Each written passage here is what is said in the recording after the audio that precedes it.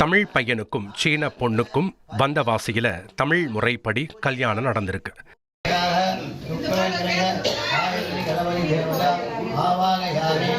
சென்னாவரம் கிராமத்தைச் சேர்ந்தவர் வெங்கடேஷ். இவர் சிங்கப்பூர்ல தனியார் நிறுவனத்தில் மேனேஜரா வேலை பார்த்தப்ப அதே நிறுவனத்தில் வேலை பார்த்த சீன பொண்ணு வாங் யாய் கூட காதல் மலர்ந்திருக்கு.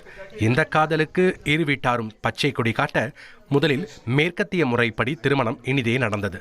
ஆனா தமிழ் கலாச்சாரம் மேல கொண்ட ஆசையால தமிழ் முறைப்படியும் திருமணம் நடத்தணும்னு வாங் யாய் விருப்பம் தெரிவிக்க வெங்கடேஷோட சொந்த கிராமத்துல எளிமையான முறையில திருமணமும் நடந்து முடிஞ்சிருக்கு.